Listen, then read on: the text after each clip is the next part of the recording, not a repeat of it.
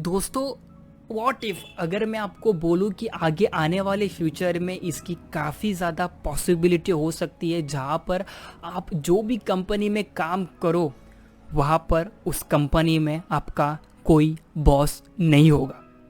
So guys, welcome back. मेरा नाम दीपक गुप्ता है फ्रॉम क्रिप्टो शेल्फ और आज की वीडियो में हम इसी कॉन्सेप्ट के बारे में जानने वाले सीखने वाले हैं जिसको हम बोलते हैं decentralised organisation. So now without wasting any further time, let's roll the intro. दोस्तों, क्रिप्टो इंडस्ट्री में जो है वो कंपनीज या ऑर्गेनाइजेशन जो है ये काफ़ी ज़्यादा डिफरेंट वर्क करते हैं as compare to traditional market में ट्रेडिशनल ऑर्गेनाइजेशन ट्रेडिशनल कंपनीज हैं। तो क्रिप्टो इंडस्ट्री में जो ऑर्गेनाइजेशन जो कंपनी जो है वो डिसेंट्रलाइज ऑर्गेनाइजेशन की इस कॉन्सेप्ट की मदद से किसी सिंगल एंटिटी के पास कंट्रोल देने के बजाय सभी लोगों के हाथ में कंट्रोल देने का काम करती है। और ये कॉन्सेप्ट काफ़ी ज़्यादा नया है और काफ़ी ज़्यादा इनोवेटिव भी है, जिससे हर कोई अपने कंपनी में अपने ऑर्गेनाइजेशन में पार्टिसिपेट कर पाएगा, अपने डिस्कशन में अपने टीम वर्क को एनकरेज कर पाएगा, वो भी रिमोटली और वो भी इक्वल राइट्स के साथ। तो ये कॉन्सेप्ट जो है डिसेंट्रलाइज ऑर्गेनाइजेशन ये काफ़ी ज़्यादा हेल्पफुल है, जहाँ पर हमारे ट्रेडिशनल ऑर्गेनाइजेशन ट्रेडिशनल कंपनी जो है उसको हम ट्रांसफ़र कर सकते हैं, उसको हम रिप्लेस कर सकते हैं एक डिसेंट्रलाइज ऑर्गेनाइजेशन से।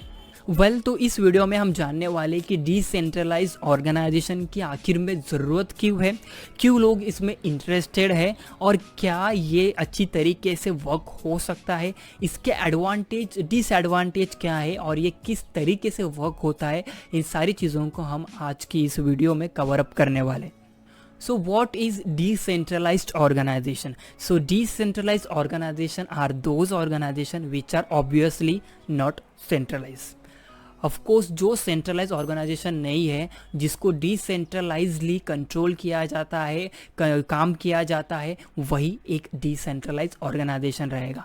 तो एक डिसेंट्रलाइज ऑर्गेनाइजेशन जो है ये एक बिजनेस स्ट्रक्चर ही है, ये एक कंपनी स्ट्रक्चर ही है, बट इसका जो कंट्रोल जो होता है ये completely through out the members में स्प्रेड आउट किया जाता है। जितने भी लोग इसमें पार्टिसिपेट किए हैं, जितने भी लोग या इस टीम में इन्वॉल्व है, उन सभी को इक्वल कंट्रोल दिया जाता है इस डिसेंट्रलाइज्ड ऑर्गेनाइजेशन में। और ऐसे कई सारे क्रिप्टो करेंसी जो है यहाँ पर अभी रिसेंटली प्ले आउट कर रहे हैं, रिसेंटली वर्क हो रहे हैं, जिनको डिसेंट्रलाइज्ड ऑर्गेनाइजेशन ने बनाया है। और उसमें जो इन्वॉल्व एम्प्लॉयज़ जो रहेंगे, एक्चुअली एम्प्लॉय ये टर्म राइट नहीं रहेगा, उसमें इन्वॉल्व जितने भी पार्टिसिपेंट जो रहेंगे वो रिमोटली वर्क कर सकते हैं। सो डिसेंट्रलाइज ऑर्गेनाइजेशन आखिर में काम किस तरीके से करता है? सो डिसेंट्रलाइज ऑर्गेनाइजेशन के जो भी ओपन कोड्स जो रहेंगे, ओपन सोर्स कोड जो होते हैं, वो डेवलपमेंट प्लेटफॉर्म्स लाइक गिटहब इसके ऊपर अवेलेबल होते हैं। सो अगर किसी को भी इसमें पार्टिसिपेट करना है या एग्जिस्टिंग पार्टिसिपेंट जो है इसके कोड्स को ओपन कर सकता है, चेक कर सकता है और इसमें रिसर्च कर सकता है, और तो और अपना खुद का एक प्रोटोकॉल बना सकता है उस प्रोजेक्ट के लिए, उस ऑर्गेनाइजेशन के लिए, या फिर उस प्रोजेक्ट के ऊपर, उस ऑर्गेनाइजेशन के ऊपर जो भी डेवलपमेंट जो बन रही है उसमें वो पार्टिसिपेट बड़ी आसानी से कर सकता है।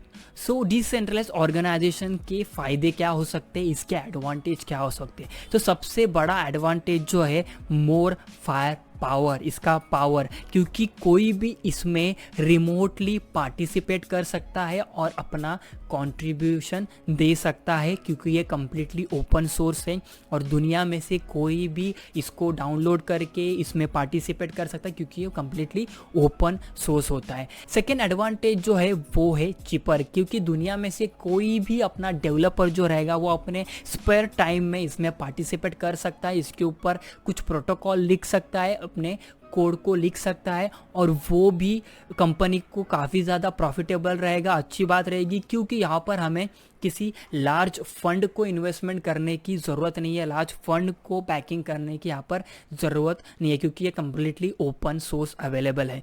और थर्ड जो मेन इम्पॉर्टेंट एडवांटेज हो सकता है वो है कोलैबोरेटिव।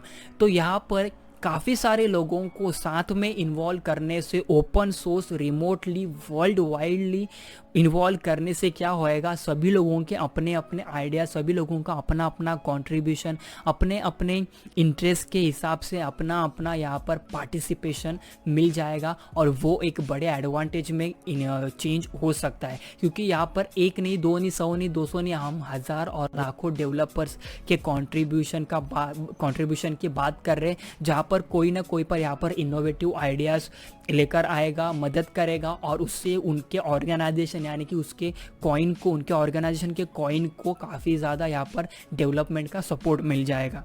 सो अब हम बात करते हैं कि डिसेंट्रलाइज ऑर्गेनाइजेशन के डिसएडवांटेज क्या हो सकते हैं, इसके ड्रॉबैक्स क्या हो सकते हैं। तो सबसे पहला डिसएडवांटेज इसका हो सकता है जो कि इसका स्ट्रक्चर जो है वो कम्प्लीटली फ्लैट है, किसी एक पर्सन के हाथ में इसका कंट्रोल नहीं है, ना ही यहाँ पर चेन ऑफ कमांड है। तो यहाँ पर जो भी डिसीजंस को लिया जाएगा, जो भी स्टेप्स को लिया जाएगा, यहाँ पर काफ़ी ज़्यादा लेट हो सकता है, देर लग सकती है, टाइम लग सकता है, क्योंकि यहाँ पर किसी चेन ऑफ कमांड की यहाँ पर अवेलेबिलिटी नहीं है। क्योंकि यहाँ पर जो भी कंट्रोल जो है वो वर्ल्ड वाइडली इक्वली डिस्ट्रीब्यूटेड है, जो भी इसमें पार्टिसिपेट करते हैं उनके हाथ में। और सेकंड इसका डिसएडवांटेज हो सकता है वो है डिसएग्रीमेंट। एक डिसेंट्रलाइज ऑर्गेनाइजेशन होने की वजह से जब भी अगर हमें इस ऑर्गेनाइजेशन में या इसके क्रिप्टो करेंसी के टोकन में, कॉइन में जब भी कुछ भी चेंज करना होगा तो इसमें काफ़ी ज़्यादा डिसएग्रीमेंट आ सकता है।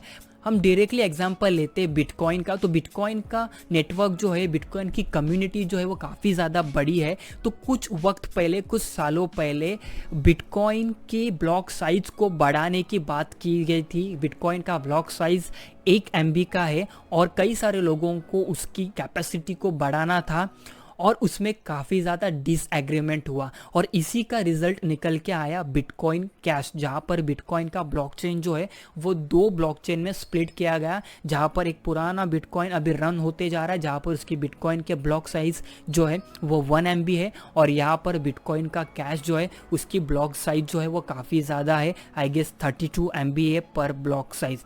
तो यहाँ पर डिसएग्रीमेंट भी काफ़ी ज़्यादा हो सकते हैं। तो आई होप अभी आपको समझ में आ गया होगा कि डिसेंट्रलाइज्ड ऑर्गेनाइजेशन क्या होता है, उसके एडवांटेज और डिसएडवांटेज क्या होते हैं। तो अब मुझे एक कॉन्सेप्ट को क्लियर करना है जिसके बारे में स्टार्ट में मैं भी काफ़ी ज़्यादा कंफ्यूज था। तो सबसे पहले हमने देखा डिसेंट्रलाइज्ड ऑर्गेनाइजेशन। अब डिसेंट्रलाइज्ड ऑर्गेनाइजेशन के बाद और एक कॉन्सेप्ट निकल के आता है जिसको हम बोलते हैं DAO, DAO, decentralised autonomous organisation. जैसे कि हमने देखा डिसेंट्रलाइज्ड ऑर्गेनाइजेशन में पूरा कंट्रोल डिस्ट्रीब्यूट रहता है, सभी लोग इसमें पार्टिसिपेट कर सकते हैं।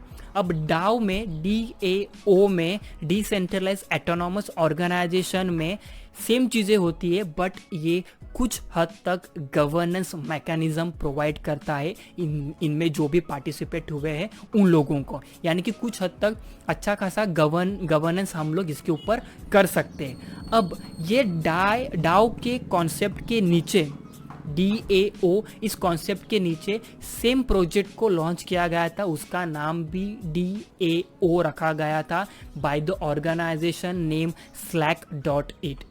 उन्होंने DAO को लॉन्च किया डाओ को।